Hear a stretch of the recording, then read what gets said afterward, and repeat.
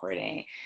Hi, so I am here with Amber Butts, who is going to be our griot in residence of Black Queer Flow for the next month or two. And I thought it'd be a great way to kick it off by helping you all get to know her a little better. So, Amber, why don't you tell us a little bit of the things that we need to know that we really need to know about you? Oh, that's good. Things you need to know. I'm from Oakland. I live in Oakland. My family's from Oakland. Originally from Louisiana and Alabama. I like cheese. I like to write. I'm also like in a space in my life now where I just don't have time to like play games. And that includes like pushing myself to like stop playing small right now and ask for what I want in like all of the relationships that I'm in, whether that be with family, friends, partners, relationship with myself. So yeah, I like SZA. I want my booty to be bigger. Those are things you need to know. No, I wake up every morning, I'm like, let the booty god shine upon me. Working on it. That sounds like a lot of amazing growth. What have you learned about yourself over the last year that you're really taking with you as your life moves forward? Yeah, I think a couple of things that I've been really holding on to are like, I am the best expert at my experience, right? So like I can't speak for everybody else. I can't speak for all Black folks. I can't speak for all queer folks, but I can speak for myself. I can advocate for myself, and I can name a lot of boundaries that I want to set within myself and with people I'm interacting with and with the communities I interact with. And so I'd say the last year has been mostly filled with boundary setting, um, orgasms for sure, and really just trying to re-envision what I want my world and the world I'm building specifically with younger children to look like. And that includes allowing them to be the real, the influencers and the gatekeepers of their lives. Yeah, I mean, that's amazing. I'm sure we're all looking forward to reading more about that. And when you think about children and all these people that you're now working with and for and yourself, what does it mean to you to love Black people? Such a good question. I think that every day I'm pushing myself to really love Black people, not just conceptually, but practically and spiritually, and including that kind of incorporation into everything that I'm trying to do, which is hella exhausting. But it means that, like, for me, Black people are not disposable, right? So it means that I can totally unchoose somebody, specifically Black folks. Like, I'll throw away some other folks, but Black folks, I can unchoose you. I'm gonna just uncheck that checkbox for a while. Throw some books your way or throw some other community resources your way.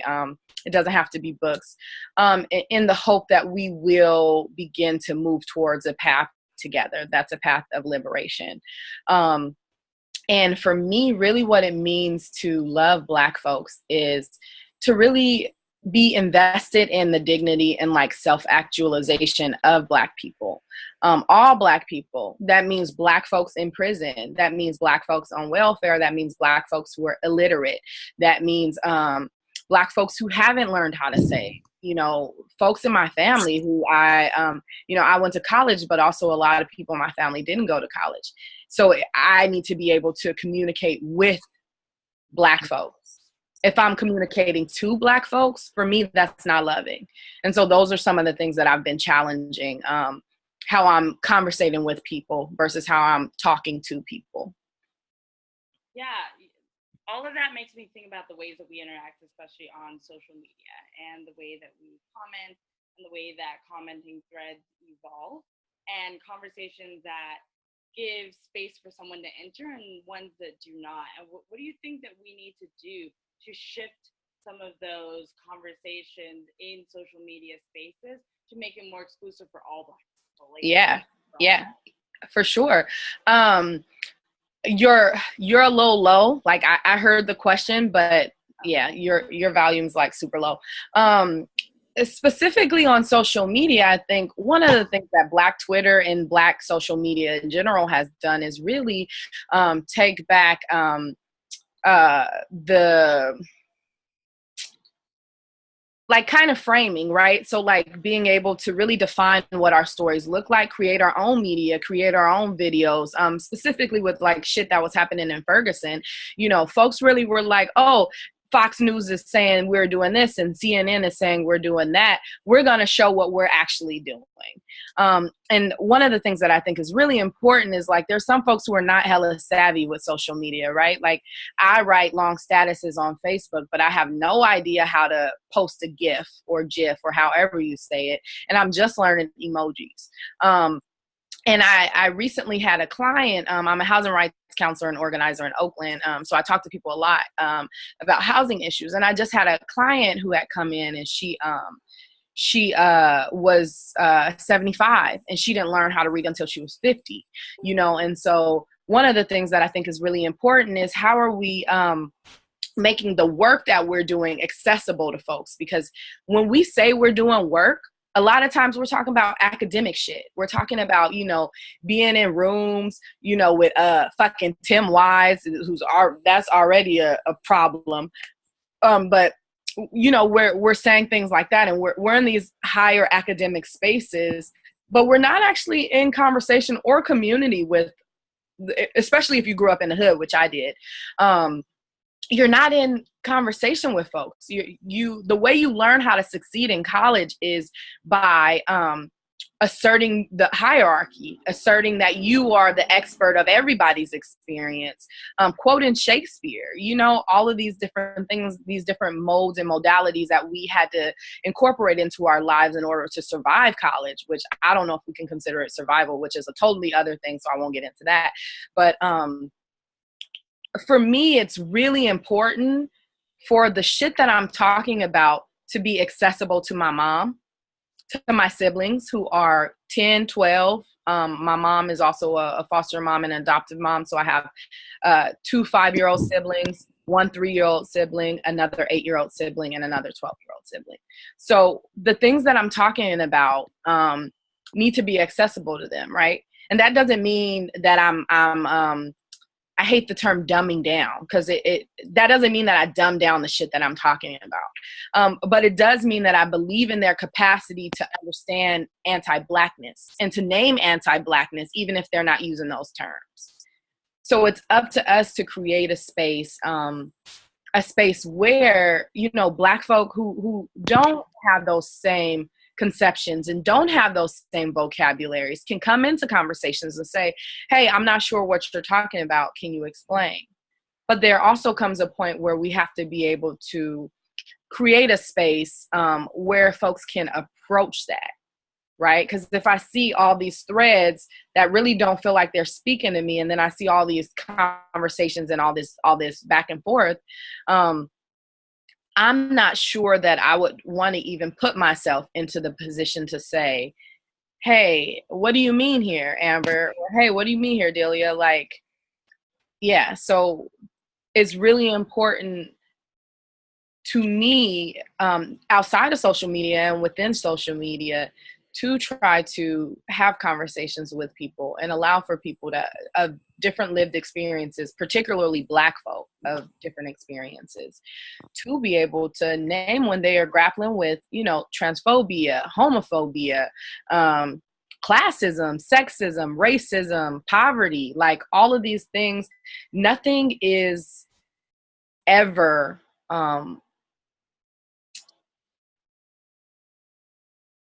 one-dimensional for Black folks. There's always all of these other things influencing the ways in which we've had to move in our lives. Yeah, definitely.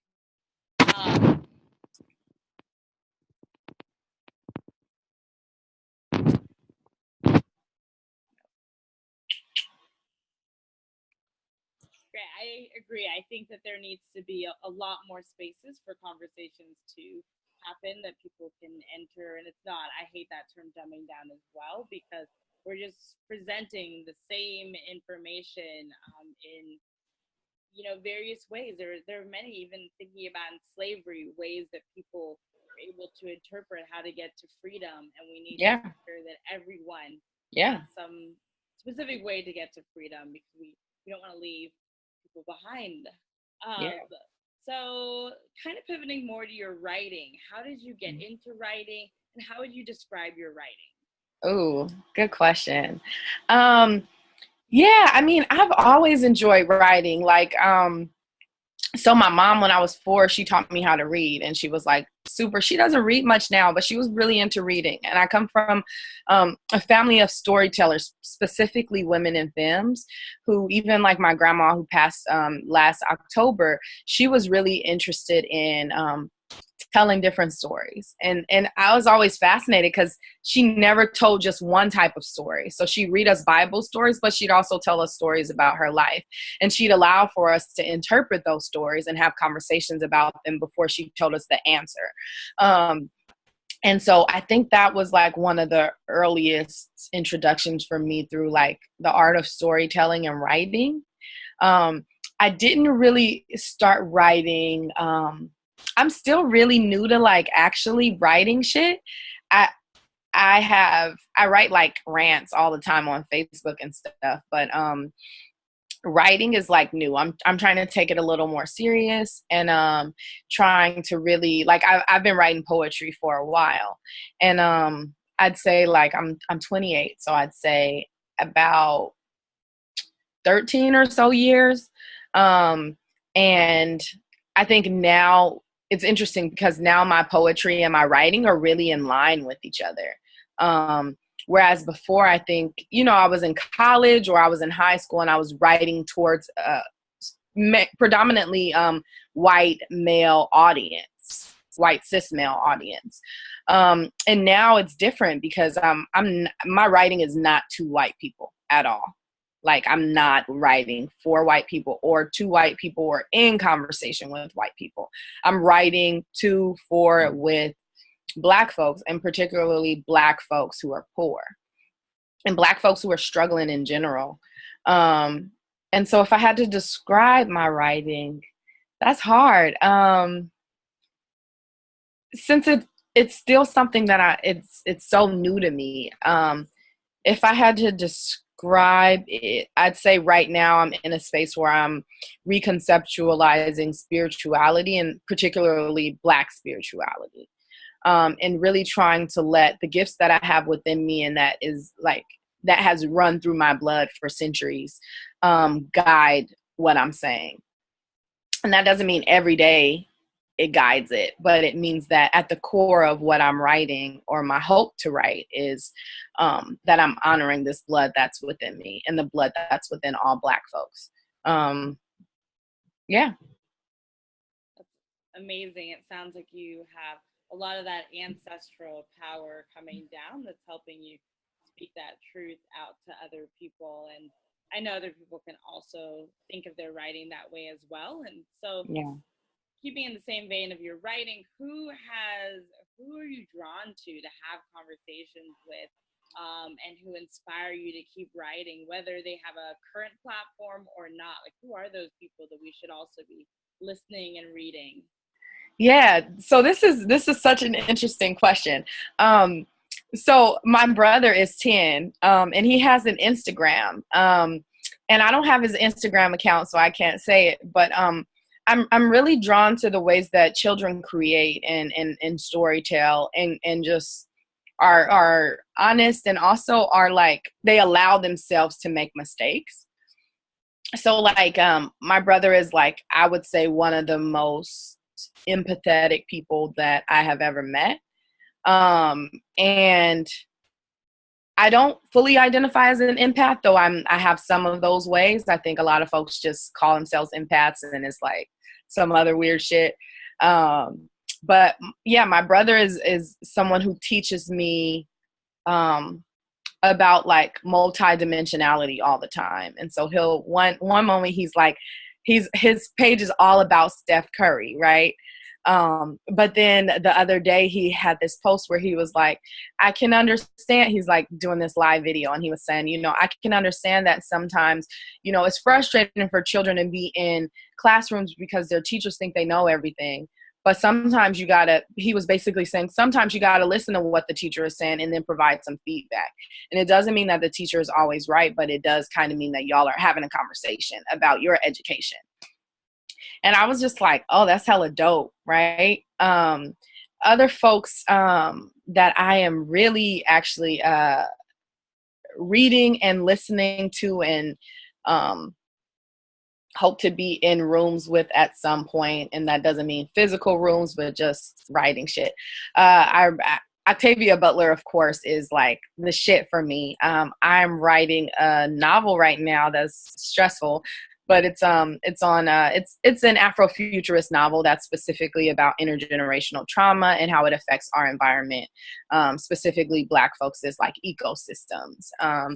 And it has some other like real techie elements that I'm like trying to churn out, because I just learned that the shift button can make a letter capitalize. I didn't know that.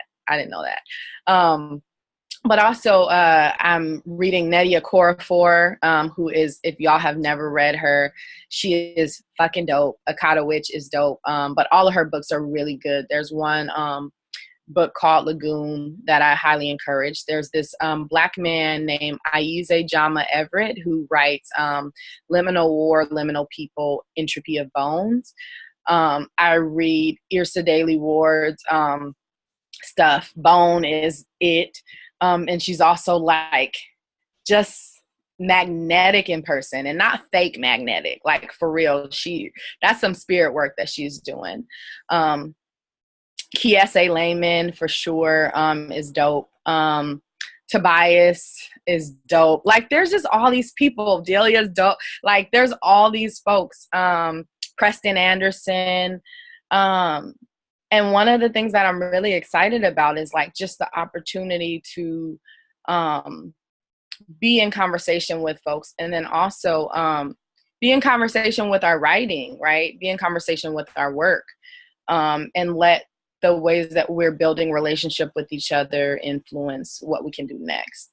So yeah, there's hella people. I mean, I'm a reader, so like I'm reading like 6 books right now, so I could just keep going. But those are the folks that I'm really excited about right now. Yeah, my heart gave a little flutter when you said Yrsa Daley Ward and Bone, because the poem, I'm forgetting the name right now, but it really just helped me think about trauma in my own life, and I had to put the book down after I read it, because it just got me, and I haven't even returned to it because it just cuts me open raw.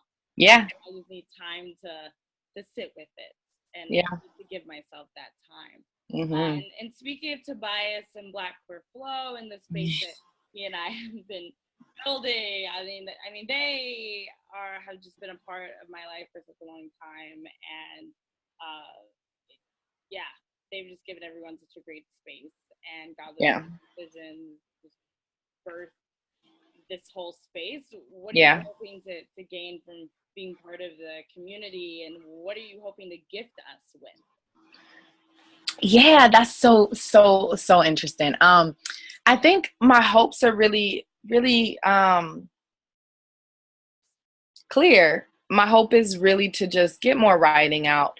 I struggle a lot with like assuming something is a no, right? Like I'm not worthy, my work is not worthy, the things that I want to say are not worthy. And so I don't even put myself at risk of getting the no. I just assume it's already a no.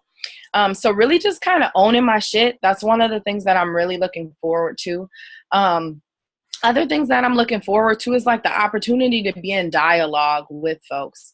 One of the reasons why I really got interested in literature, that's what I went to school for, but also what I've always felt really drawn to is not specifically the conversations that artists are having on paper, like with the reader, right? Like if I'm writing something, it's not that I'm not excited about engaging with the reader, but I'm also excited about the conversations that will happen after the writing has happened.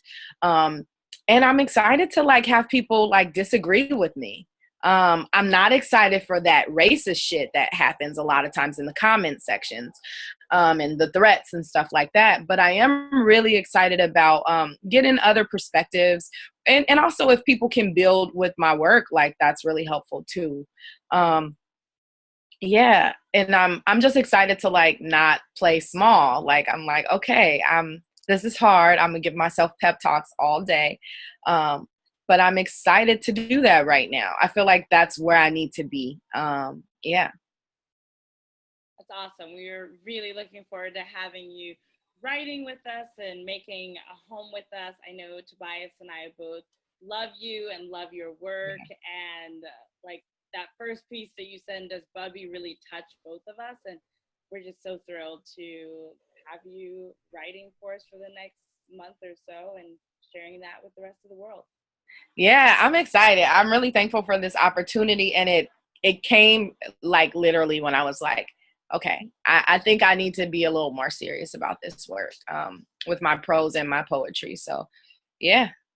Well, looking forward to the first piece. Thank you so much for your time, and indulging my laziness, because everyone should know that we live like a couple BART stops away from each other. We do. But here I am, just sipping Hennessy and sitting in my bed.